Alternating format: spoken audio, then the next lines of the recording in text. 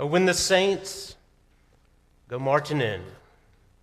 Oh, when the saints go marching in, Lord, I want to be in that number. When the saints go marching in. You may be seated.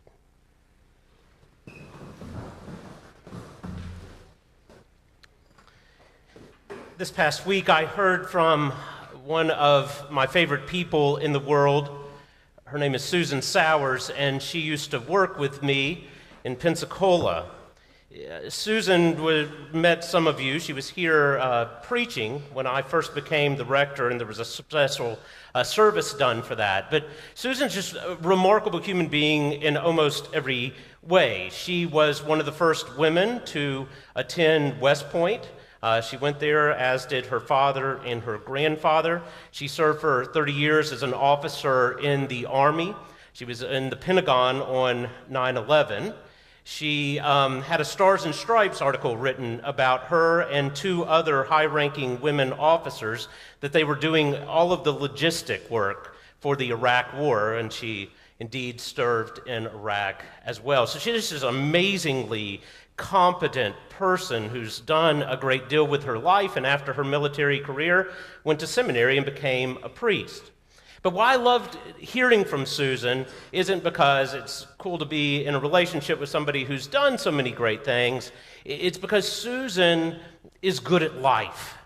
And Susan is good at faith. And she just exudes this joy and compassion when it's needed and brings people in. But I also just love getting an email from her, because one of the best things ever written on an email, she has in every single one of them at the bottom of all of her emails, it says, "Life is a team sport." And I have grown to just really love that. And she totally lives in this reality. I guess she was taught it in her college experience at West Point and as a military officer, but this is just the person that she is. One who knows that life is a team sport. Now, when you look on Facebook or you turn on your television news, you may be wondering if we're losing some of this sense that life is a team sport. When you look at the fissures that are so apparent within our society, the divisions that should make each and every one of us question our own behavior and how we're adding to all of this, you might think that we've lost that. When you woke up on Monday morning to see what had happened on Sunday night in Las Vegas, you might have thought that we lost the sense that life is a team sport. When Charlottesville happens, and that sort of ugliness is bubbling up within our society, you might have thought that we lost the sense that life is a team sport. And certainly like you, when Monday happened, it was not only just so depressing and so obvious that everybody was going to go to their respective corners and engage in all of the political food fights that we inevitably have in our society. But I was just bone weary, from the tragedy, from the hurricanes, from Charlottesville, from it all. And yet, one man did something unspeakable, unleashed evil and an arsenal of firepower on these innocent people, and yet, somehow in that moment, they didn't turn on each other. But these thousands of people turned to each other and helped one another. Because somehow, instinctually, they knew that life is a team sport.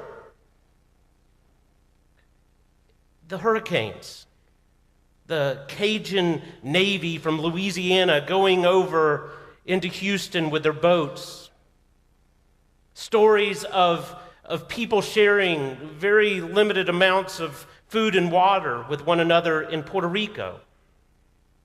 And even in an event like Charlottesville, as ugly as that was, and as much as I felt compelled the day after that to take a stand, and indeed I think we must call that stuff out, we also must remember how extreme it actually is, and how the vast majority of people are repulsed by that sort of ugliness and deeply want life to be a team sport,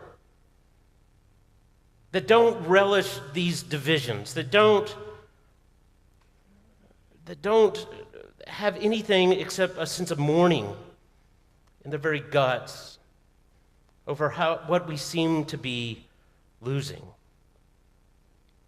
We just heard the 10 Commandments read to us, and we might be tempted to think that that just has to do with kind of behavior issues, but I actually would suggest to you that the 10 Commandments have everything to do with the relationships.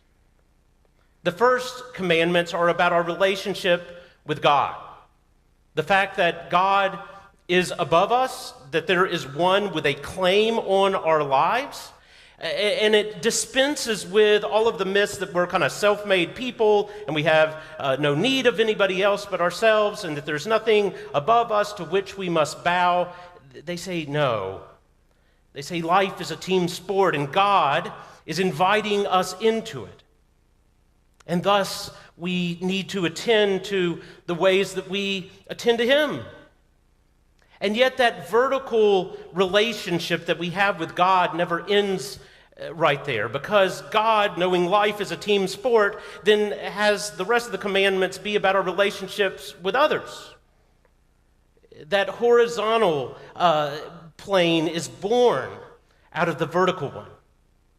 And when we are right in relationship with God, the call is to be right in relationship with each other, because life is a team sport. The parable that we just heard of the vineyard, which is kind of a bad parable about people not taking very good care of the vineyard.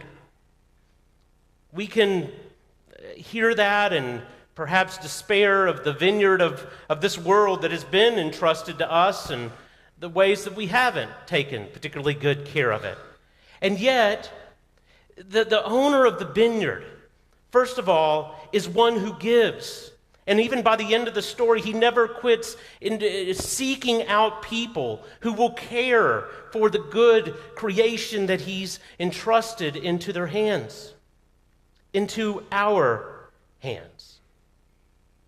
I have mentioned over the last year a couple of times that this year marks the 125th year that St. John's Episcopal Church was right here, on this corner of Jefferson and Elm. In many ways, this is the vineyard that God has entrusted to our hands. And we come in a line of faithful people who, through world wars and the civil rights movements, through the mayhem of the 60s, through the disagreements in the Vietnam War, somehow in the midst of that, banded together, knowing life is a team sport and that God had entrusted them with a lot, and they handed to the future hope. They handed to the future this wonderful church of which we are a part. I have never more in my 18 plus years of ordained ministry felt like the church was more necessary in the world right now. And the loss of community in our world is devastating us. And the church is one of those last few places where people that don't vote alike or think alike about a whole lot of things, they still get together and they rally around stories of faith and hope and kindness and decency. And they go about it imperfectly together, knowing what's been entrusted into our hands and our care. And we are a bridgehead, therefore, for the very life of the world. A world that needs to learn the ways of God and the ways of relationship with God and each other. As a parent, I would give my children anything. And in truth, I probably give them more than at times I should. And I bet every parent and grandparent in this room feels exactly the same. I want my kids to have everything that they need. I want them to be able to have all kinds of things that they enjoy. I want them to have their best education. And yet for Shelley and I, very much at the heart of our raising kids is also raising them within a community of faith. This church matters that much. It matters. It's an existential necessity in our life. I need you because life is a team sport. My kids and all of our kids need places like this that are teaching them alternate ways of being in a world that will teach them that friendship happens on Facebook and that the comment section is somehow real life. I need them to have the surrogate aunts and uncles and grandparents and people who just show and demonstrate love, again, imperfectly, but who also realize that their lives, and indeed the lives we share together, are a great gift that's been entrusted into our hands. And thus we must be attentive to how to faithfully live that out.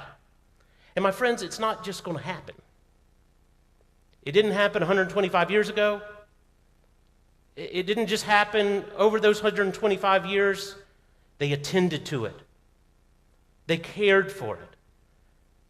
And they gave of themselves to it. And so, yes, while we talk about stewardship and that involves paying bills and all the rest, I can just say that for my family, it is a joy and a privilege to prioritize St. John's.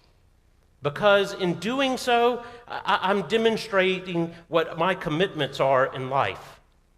I'm demonstrating the storylines that I hope get a little more out there into the world about us. I'm joining together with faithful people and accomplishing things I could never accomplish on my own.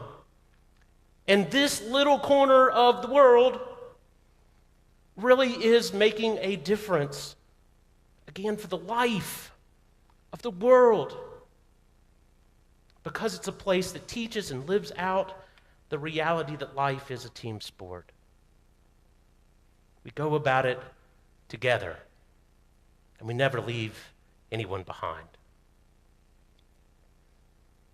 Some years ago, when I was a kid, about a dozen of us from my church went on this hike in Chattanooga. We had been camping, and it was kind of the end of the camp, and we wanted to do something together. I mean, we had come to know each other and to share in each other's stories, to really care about each other. So we decided to take a hike up to Lookout Mountain. And the trail that we were walking on, it was a couple of miles up the side of this mountain. So it was quite a hike, but we wanted to go. And so we set the day, and we fixed the sandwiches, and we made the cookies, and we packed the cold drinks, and we loaded up the backpacks and gathered together for the hike, and we started up the mountain together. But before long, the strong athletic types were way up front, and some of us, here and there on the elliptical kind of folks, lagged a bit behind in the middle,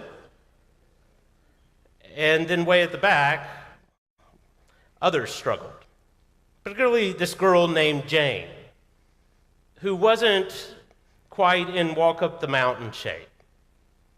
Now this frustrated the strong ones, and they would yell back at Jane, "Hurry up, Jane, we're all waiting on you, Jane." And Jane would yell back, "I don't think I can make it." Which almost seemed to get them irritated. "Yeah, you can, just try harder." And every time that they would yell back down to her, down went her sense of worth, and down went her sense of value, and down went her will to press on. Now the strong ones, they just made it right up to the top, And those of us who lagged a bit behind eventually got there too. But Jane never made it up that mountain. Now, look at what you have. You have this group. We know each other. We like each other.